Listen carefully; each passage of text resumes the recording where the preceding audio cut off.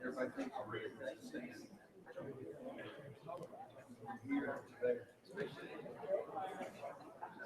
Are you? Go ahead, just your thought.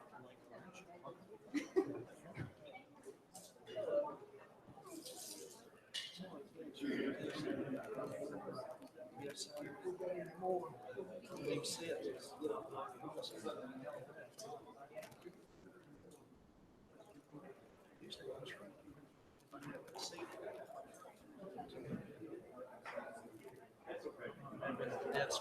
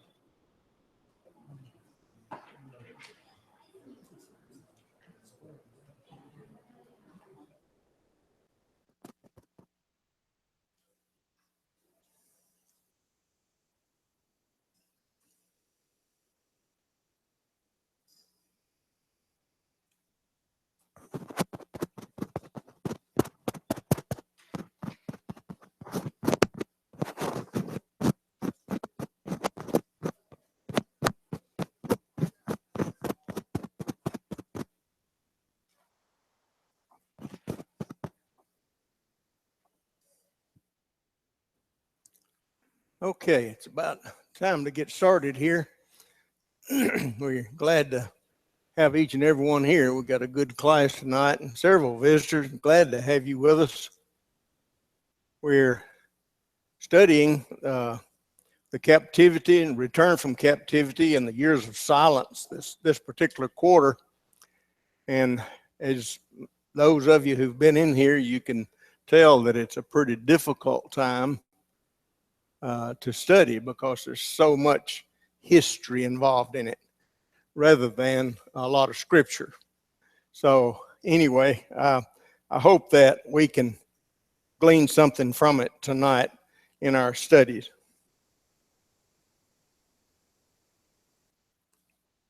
Tonight we'll be basically talking a little bit about Syria, Egypt, or Greek, the Grecians, and the Jews. There's some preliminary things to look at. These 400 years are best viewed as a transitional period, basically. And the Greek language is becoming the dominant language. And there are more educated people by this time than had ever been before, because human reasoning was prized by the Greeks. They thought this was the thing to be able to do, was to be able to reason. And the only way to do that is, of course, know how to read and those kind of things. So each man had the right to think for himself. And you'd think up to this point they didn't have that, but they needed to be able to do that to be educated. And so the Greek language is one of the most precise languages the world has ever known. And it's the wealth of vocabulary, synonyms, exact shades of meanings could be expressed, pretenses, precise tenses, sentence arrangements was almost endless, and all of these things made it ideal language for God's final revelation to the world. And just for an example of that, think about just the word love. To us, I can love to fish, I can love my wife. I can love whatever it might be.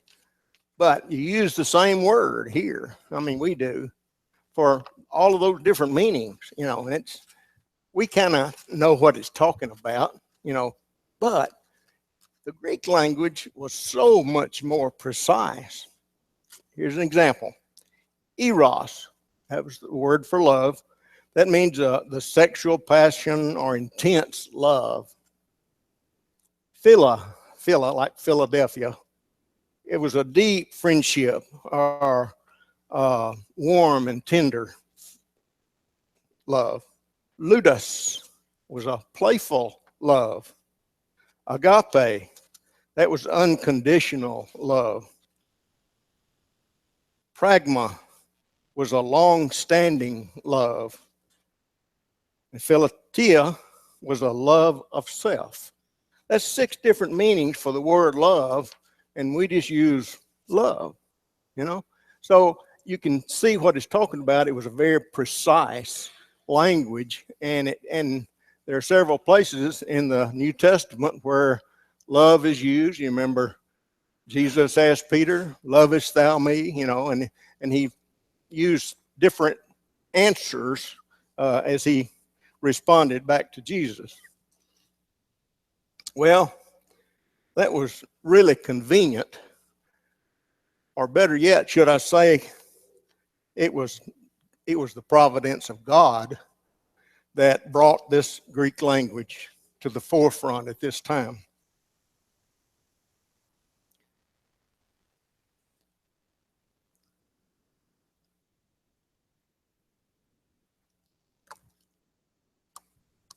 Due to change of the dominant language spoken, there are changes concerning names of people and places that the Old Testament talks about, and compared to the New Testament spelling, different pronunciations and those kind of things. As we see on the map, and it's hard to tell it, you might see it better there. Judea, that in Old Testament times was Judah. So they changed it to Judea. And Idumea, that was Edom back in old times. Yeah, that was the children of Esau. But there are other names that we know of, that Elijah is Elias, and those different names in the New Testament now that different from what it was in the Old Testament. There are more besides. But the sea trade became more important, and most of the ports were north of Mount Carmel. And that's Mount Carmel, that little point that's sticking out right there.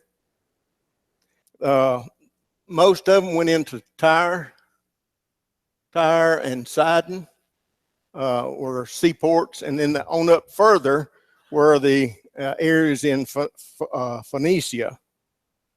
Herod the Great, however, had an artificial harbor made down in Caesarea, and that brought trade on down in that area. Now, as we look at a little bit further here, we find that the 400 years are best viewed as traditional. The effects of this historical period still seem seen in the New Testament activities of the church, even Roman advancement in travel and roads and the precise language of the New Testament. Possibly you might look at Galatians 4:4, and there it is up there for you. But when the fullness of time had come, God sent forth his Son, born of a woman, born under the law, to redeem those who were under the law, that we might receive the adoption as sons, referring to the Gentiles that were adopted at a later point. This lesson focuses on how the Jews actually fared under the competing empires resulting from Alexander after Alexander the Great's death. And we'll get into that in just a few minutes. So we're going to be talking about the threads of Syria, Greek, and also of the Jews. Syria was ruled by Seleucus Nicanor, and he was Alexander's general. He was Alexander's, one of his generals. He had about 4 different generals. He was the founder of the Seleucid dynasty. He was an admiral for the Ptolemy navy, and he built the city of Antioch of Syria on the Orontes River. And we'll look at that in just a few minutes. He made it his capital, and then Antioch grew to be the 3rd largest city of Roman Empire. The harbor at Seleucia was the harbor where supplies and trade came from the ships that had docked there. The territory of Seleucus Nicanor included Thrace, Southern Asia, Minor, Babylon, and Media. And to give you an idea where that's at, you see where Judea is, and Thrace is up there. Southern Assyria right there.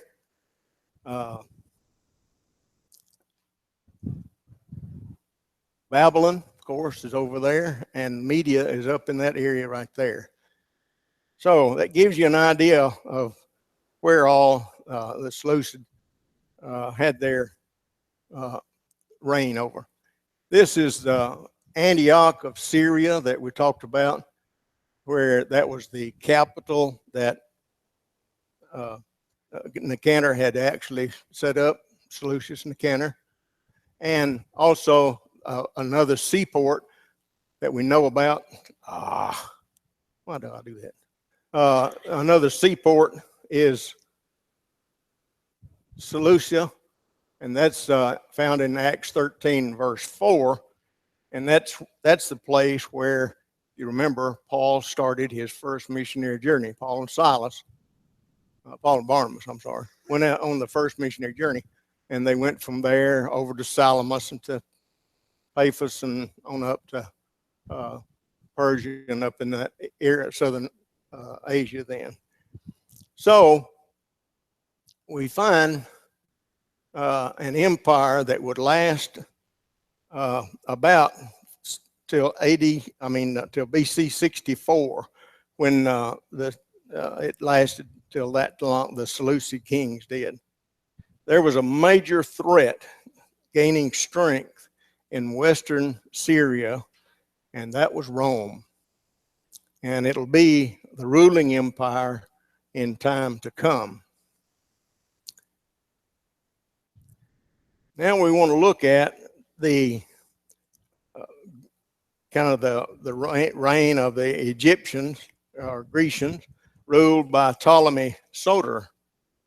He was another one of Alexander's generals. He was the founder of the Ptolemies. He was the main territory was Egypt, and they also claimed Judea. The capital city was Alexandria, and we'll look at that in just a moment. Alexander's model city that he personally marked out in the Western Delta. It was an important center. Alexandria was an important center for the arts, for research, and libraries. Though they were Greek in their outlook, they did not force on other people. The Jews were allowed to keep their form of worship and also their lifestyle. Alexandria became one of the major centers for Judaism. More and more, the Jews used the language of the land and found it hard to read their original language, which was Hebrew. They finally got to the point where they had trouble reading Hebrew. You understand that. We looked at last time how the ones that had come back from captivity and married some of these other nations, and they were speaking like Hebrew and Ammonite language of the Ammonites and the Moabites and different ones that we found that they were speaking two different languages, and some of the children, they only knew the language of the other people, not the Hebrews. They learned those. Well, we find this is the map, and it's got Egypt where the Ptolemy, near Alexander, the Ptolemy Soter was over, and also Alexandria is right at that point right there.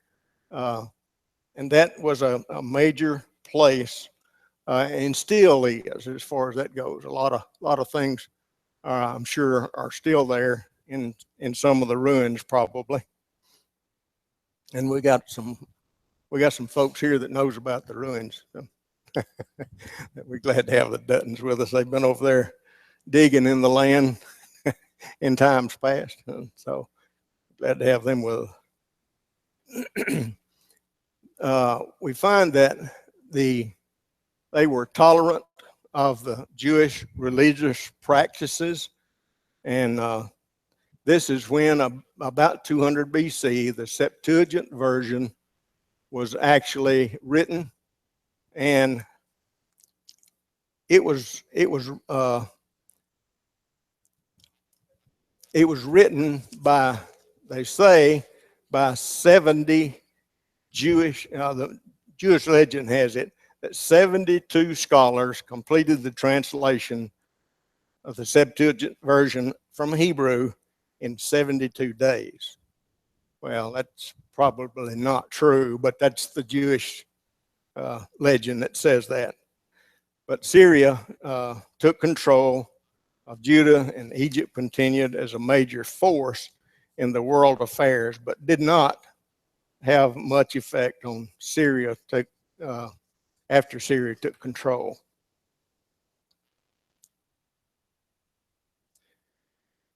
We see that Paul, in his third journey, when he came back, he went through Ptolemais. And in Acts 21, it talks about that, and they were still prominent in the city there. The background, battlegrounds between Syria and Egypt calls to mind the previous studies that we read about in the prophecies. God's people and how they were going to be affected in Daniel 7 through 12.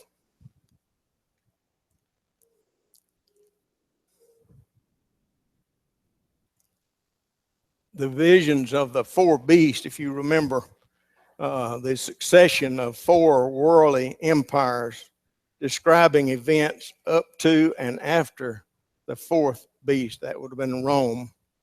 very similar to Nebuchadnezzar's dream in Daniel, the 2nd chapter. Superiority of God's kingdom over the kingdom of men, and also the presentation of Christ as the Son of Man in the ancient days, Acts 1, verse 9 and following, and Revelations, the 4th and 5th chapters, who is worthy to open the scroll and to loose the seals. And it also the Lion of the tribe of Judah, who was the Lamb that was able to do that. But as we look at the vision of the ram and goat, the overthrow of the Medes and the Persians by the Greek, describing the events between Babylon and Rome, a transfer of power, more or less, and the Medes and the Persians to the Greek Macedonians. They fall to Alexander the Great and rise, and that would be the 4th kingdom, more or less. Most likely, the little horn that it talked about was Antiochus Epiphanes. He was his cruel treatment of the Jews defiling the temple. We'll get into that a little bit more. It eventually led to the Maccabean revolt in 167 to 164. I got a book from Charles Pfeiffer, and here are some details about the Maccabean revolt. We'll go into it a little bit more next class. But the Maccabean revolt is the oppression of the Jews by Antiochus Epiphanes. He produced a reaction that actually stunned himself as well as the Jews. What the Jews needed at this particular time was a leader. And so one emerged from the village of Modin, and his name was Mattathias Maccabees. An emissary of Antiochus erected a pagan altar in Modin. In order to show loyalty to the Jews, he asked them to come forward and sacrifice to this altar. But you see what's happening to the Jewish people right here. I mean, they're just totally being asked to worship idols, basically. And so the aged priest of the village was asked to come first and set a good example. It makes sense. But Mattathias, who was the high priest at that time, refused. And so this kind of began the Maccabean revolt. A little later, as the revolt worsened and the struggles against the authority turned into a guerrilla warfare. Does that ring a bell today of guerrilla warfare going on over in that area? I mean, it's still going on, you know. The sons of Mattathias would hide in the mountains. You remember seeing that happening today too, don't you?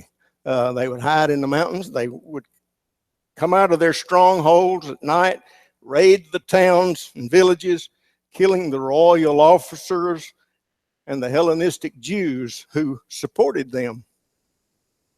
A religious factor favored the Syrians, however, because the Maccabees would not fight on the Sabbath day. That makes sense. At least they adhere to some of God's law, whether all of it or not, I don't know. But on one Sabbath, a band of Maccabees were surrounded by the Syrians, and they slaughtered them, and they could not defend themselves because it was the Sabbath. Well, Mattathias realized that they could just kill all of us off. And so he adopted the principle that fighting in self-defense was permissible even on the Sabbath. So Mattathias died, and his son Judas took over his leadership. The Syrians underestimated the strength of the Maccabees, Uh, only they were going to send a detachment there to go against them, and they sent some inferior generals and a small detachment there to try to put them down, more or less. And so that didn't happen. So Antiochus realized that he had a full-size rebellion on his hand. However, he could not throw his full strength to Judea. You'd think, well, why not? I mean, that's you correct all them folks right quick, you know. Well, the problem was he faced another revolt in Parthia, which is a different section of the country. Antiochus left his general Lysias to handle the matter there in Judea.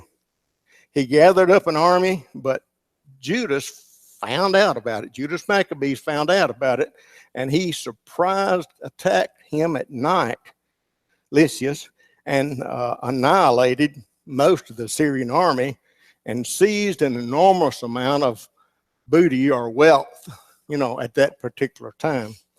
Judas and his army moved toward Jerusalem, and the Syrians fled. The Maccabees took almost all the city. They removed the everything that looked like paganism that had been installed. They removed all of that. The altar dedicated to Jupiter was taken down, and a new altar was erected to the God of Israel. So you can kind of see they're trying their best to get back to worshiping God. It's not going to work, though. The statue of Zeus and Antiochus was also torn down, and it was ground into dust. And so they were trying to wipe it all out. And they were finally able to observe an 8-day feast of dedication. First time it might have been the first time, I'm not sure. But we know it today as Hanukkah. And it's also called the Festival of Lights. So this is some of the first that I've read about of Hanukkah being actually, and it may be before that.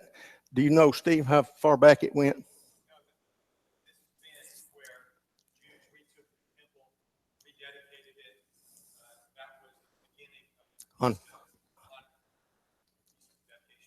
Okay, good. So it was this was the first time that Hanukkah was actually observed at this particular time. The neighboring land all around Judea were sympathetic towards the Syrians, which that's not uncommon. They've always been against Israel to do anything, but they had been against the Jews all along. Peace was short-lived there, and Lysias finally marched again against the Maccabees and defeated them near Jerusalem. He thought to besiege the city of Jerusalem, hoping to starve them into submission. However, he learned about the same time he was fixing to do that there was a threat against Antioch of Syria at that particular time, which was the capital, if you remember. And so Lysias made an offer of peace to those in Jerusalem, in Judea. And here was the options they had if they would accept it. He would refrain from their internal affairs so they could kind of rule things. Laws against observance of Judaism was repealed so they could worship as they wanted to. The high priest given to them was Jacob, or known also as Eliakim, and also known as Alchemus. By the way, he's Greek. Now that tells you a little bit about their high priest situation too. But Judas and his followers would not be punished. They let them go. The walls of Jerusalem, however, were raised. In other words, they were pretty well torn down. The peace terms were accepted by the Hasidim, or the leaders of Judea, and they voted Judas and his followers out. They overruled them. Judas and his followers left the city fearing a reprisal from the high priest Alchemist. Well, that's exactly what happened. They were all seized and they were executed. Loyal Jews turned back to Judas again, and civil war was renewed. Judas made war against Syria. Also, Alchemist was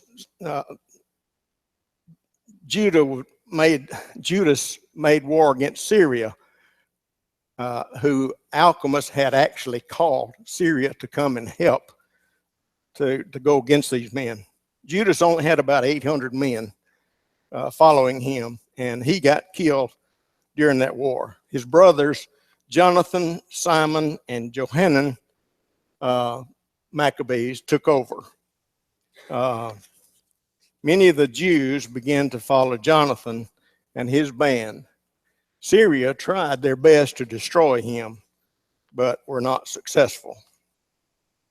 Simon Maccabees became high priest, certainly not a Levite, I'm sure.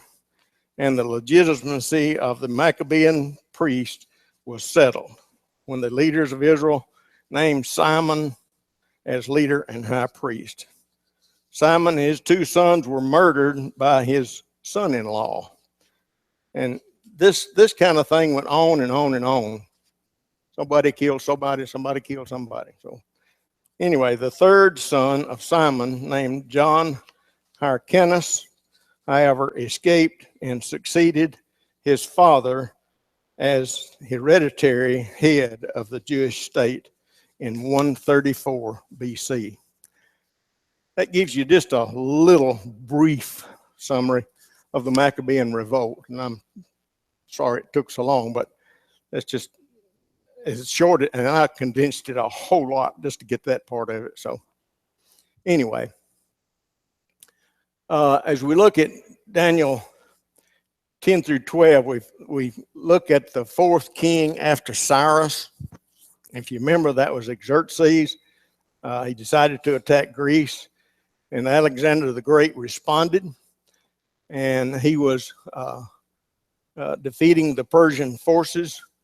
Almost as quickly as he gained victory, Alexander died at age 32, and his kingdom was divided into four of his generals. And if you remember, two of them was the Ptolemy, was led by Alexander, and the Seleucid Empire was led by Seleucus. And under Antiochus Epiphanes, the Seleucids finally gained control. Antiochus Epiphanes used Palestine as a staging area to attack Egypt on several occasions.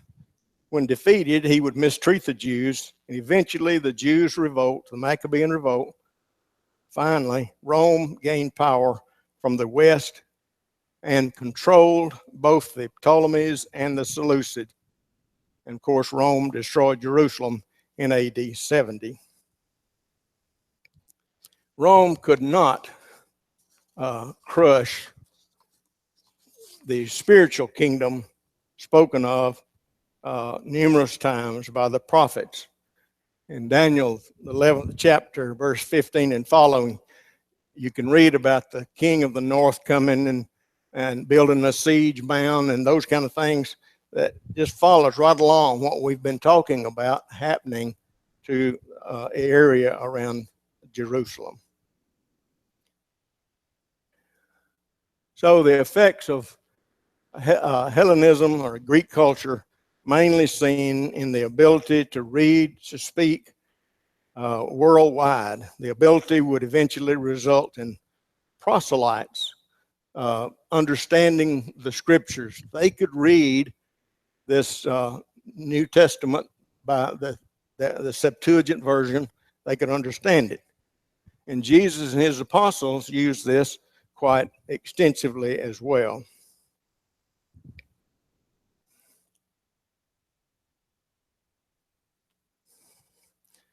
You recall Nebuchadnezzar's dream in Daniel, the 2nd chapter. Daniel's vision of the beast in Daniel 7, legend says that Rome was founded about 753 BC. They were not very strong at that point. They were just little city-states here and there. A power that would eventually spread to the east. They would be a very strong power. It played out in the Punic War, Rome's victories over Carthage that opened the doors for her spread eastward into the Mediterranean, and that was around 146 BC and also after that. You remember the statue that Nebuchadnezzar saw in his dream that Daniel interpreted for him. You remember the head was Babylon. It was of gold, and the chest area and arms were silver.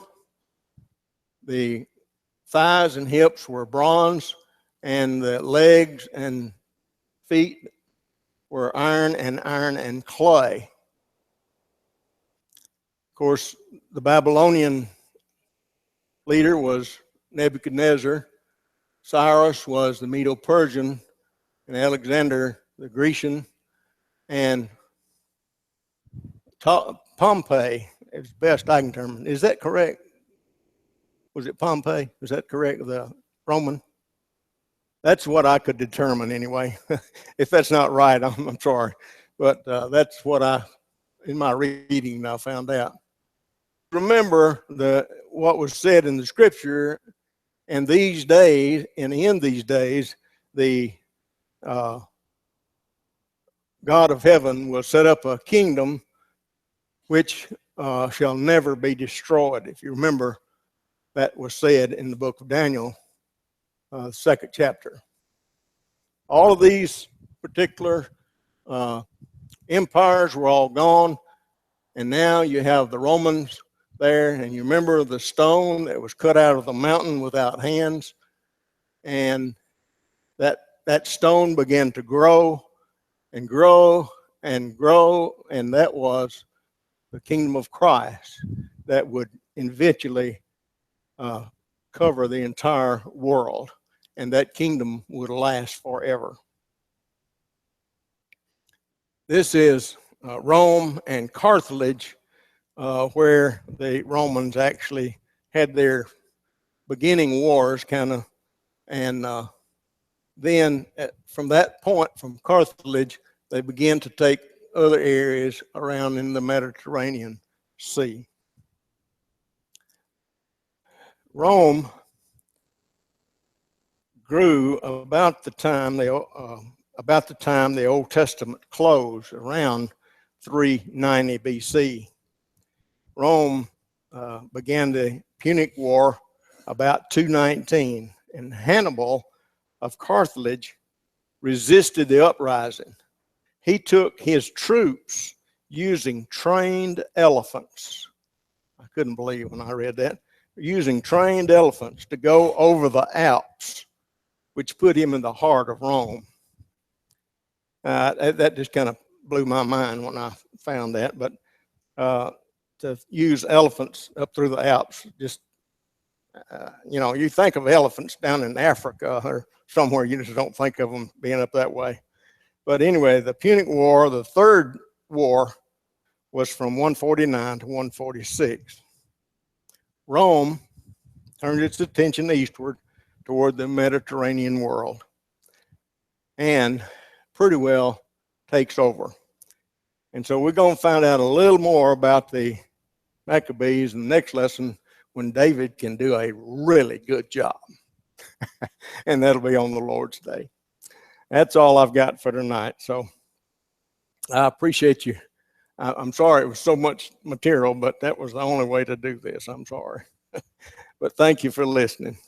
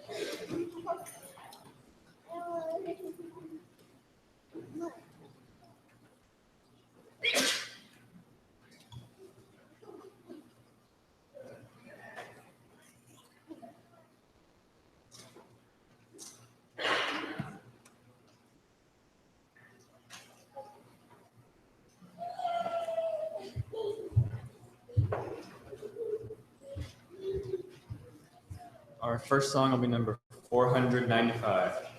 495.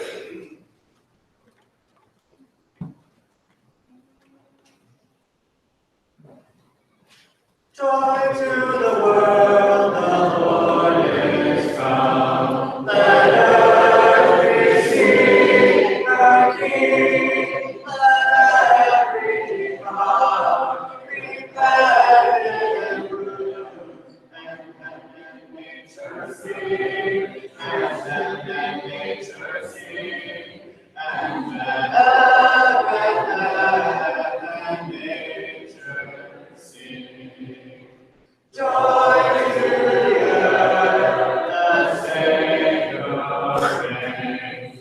Let their song employ a field and flood from field and plain.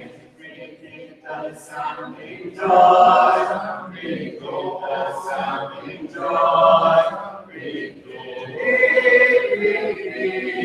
the sounding joy. No one ascends and sorrows grow, nor thorns infest the ground. He comes to pay his blessings flow, far as the cursing sun, far as the cursing sun, far as the cursing sun. He rules the world with truth and grace, and makes the nations prove the glory of His righteousness, and wonders of His love, and wonders of His love, and wonders of His love. 66. 66. Song invitation will be number 325. If you want to mark that, 325.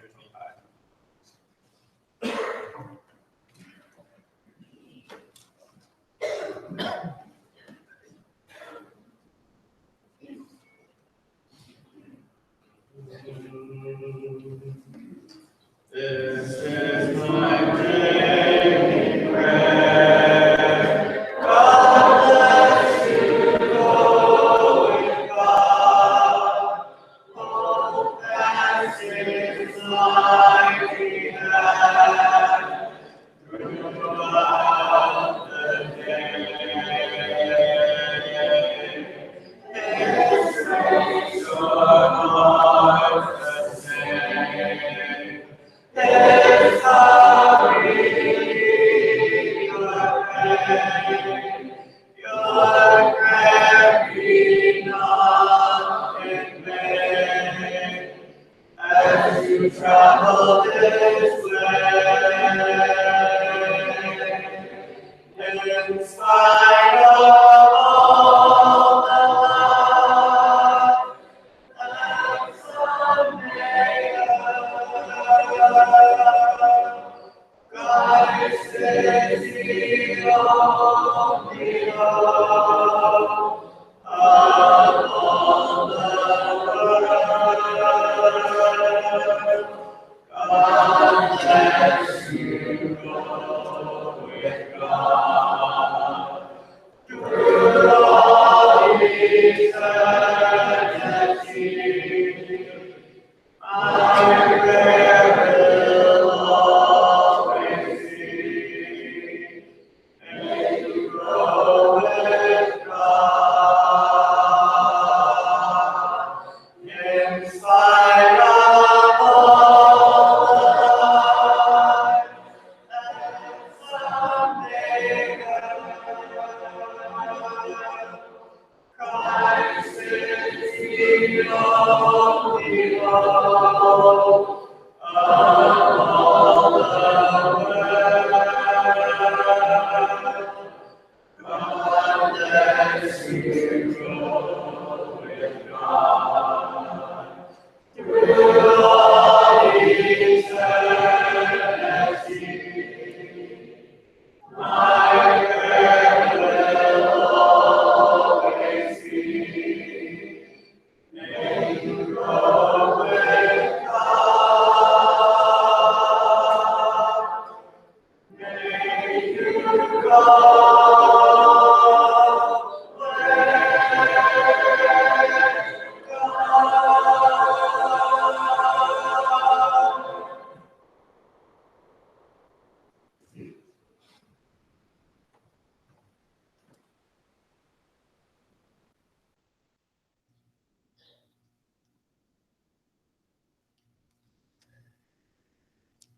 So received an email, probably several of you might have as well, work for the government.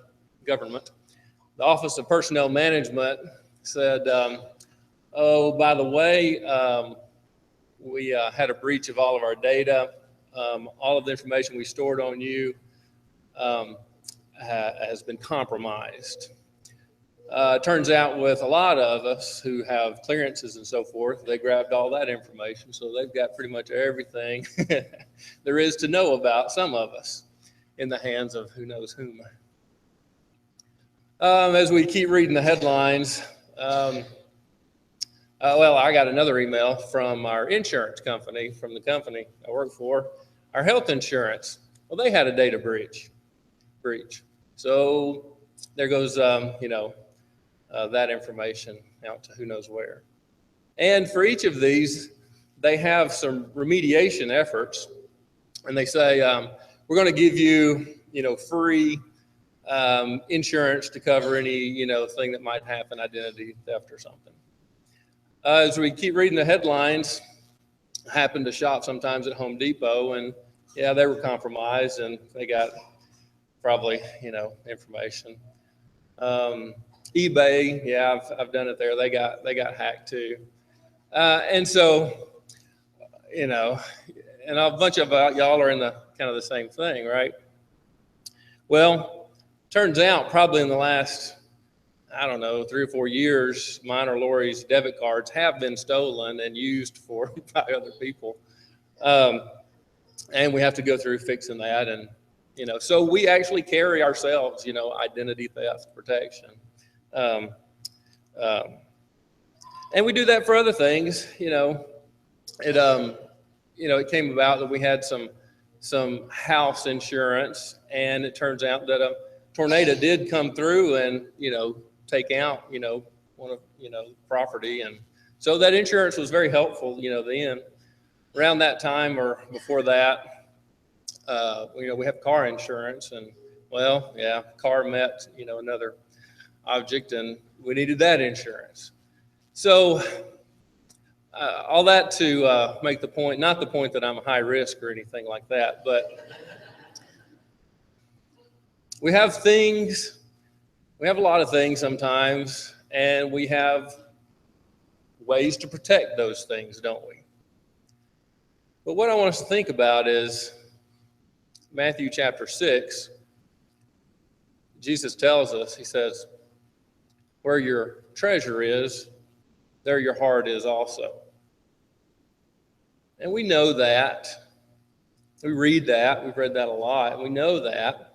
But really, where your treasure is, there your heart is also. You can't put our wants and our desires and our faith and trust in things, and not even in these ways that we can protect our things, to put our trust or our security.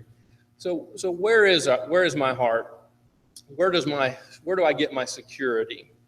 Well, Proverbs chapter 3, verse 5 tells us where to put our security, where to have our security. And he tells us in Proverbs, trust in the Lord with all your heart and do not lean on your own understanding. And we've read that a lot of times, probably. I have. What does that mean? Trust in the Lord with all your heart. Don't lean on your own understanding. I was thinking about it, an example of it. And if you think about, there's a board game called Risk. And, you got the army versus army, country versus country, and you're trying to conquer others. And you think about how to go about that. And what's our understanding? Well, you increase your army, your size of your forces, your whatever, and, you've got enough points or whatever to go and, win a battle. So that makes sense, right? Build up forces, go do. Well, and if you were going to do that, really, then how would you go about doing it? You might go in pretty stealthily, right? Go in under the radar, quiet, enforce light discipline so that, cut down all the lights, no headlamps or anything. You go in, quiet. That makes sense to us. That's what we understand, how to do something like that. So what if we're told to do the exact opposite of all that? Don't decrease your forces. In fact, cut your forces from 32,000 men going up against the Midianites. Cut those 32,000 down to 10,000.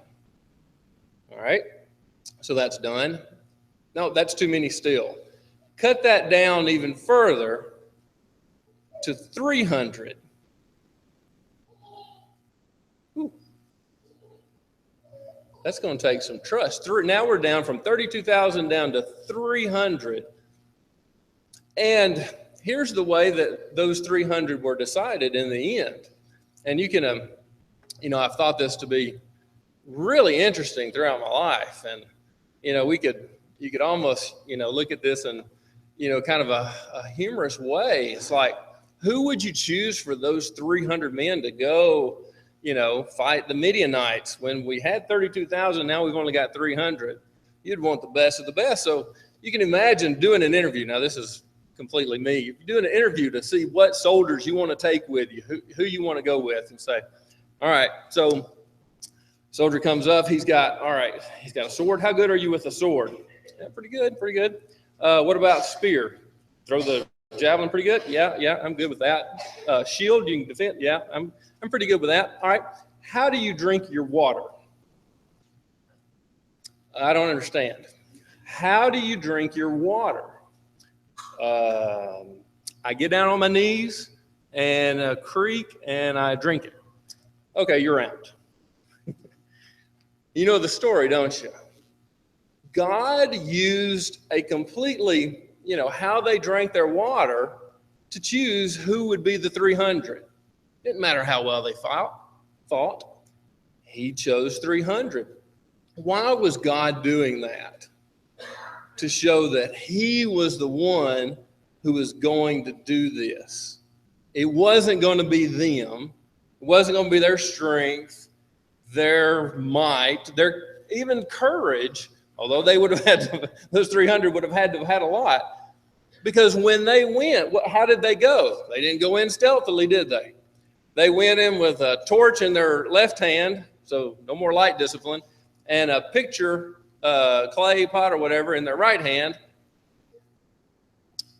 No sword in their hands anyway.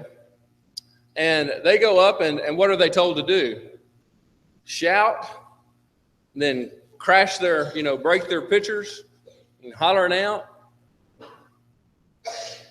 And what happened? Were those 300 men successful in that? God was successful in that, wasn't he? They turned on each other down in the camp. They didn't know what was going on. And then the rest of Israel, routed them, and God gave them that victory. Where's my heart? Where does my security? Where's my trust?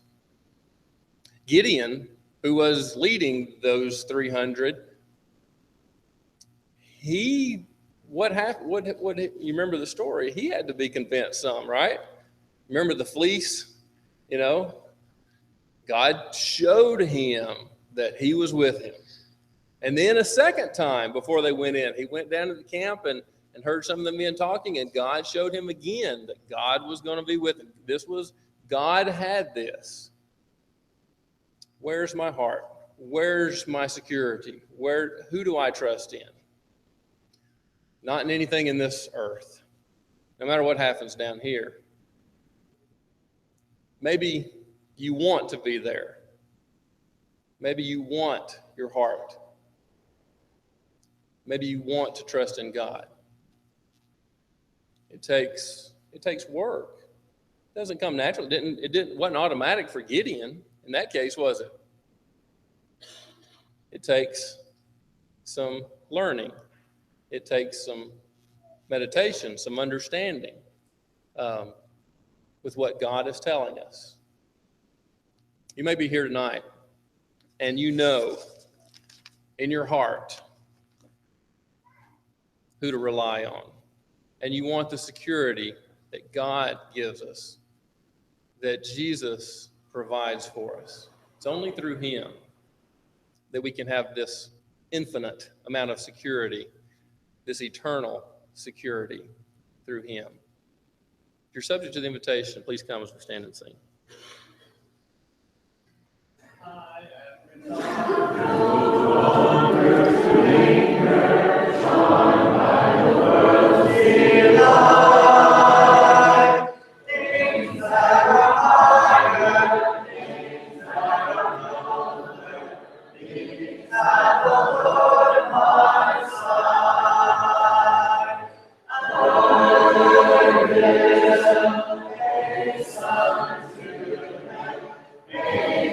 So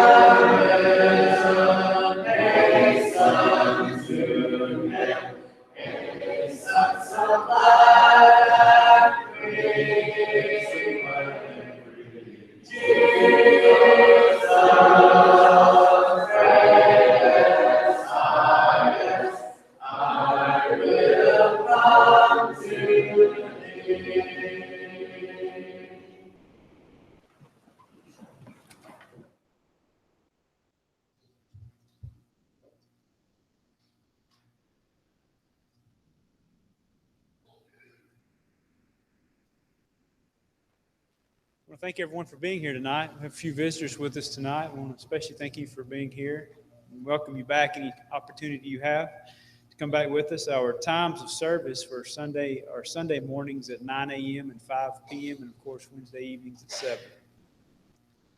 Just to let everyone know about some of the sick that we have have Linda Curtis, of course, is still at home. I think she's still having to stay in bed because of her foot, and Dennis is at home with her.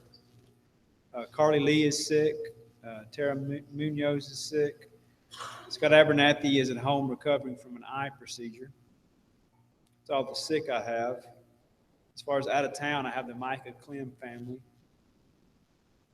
A few other announcements that I have here is on Saturday, September the 10th, that's the Saturday before our meeting begins, Brother Sewell Hall will be having a song leaders training class. It's going to be at 6 o'clock on September the 10th, that's Saturday, so everyone mark your calendars for that.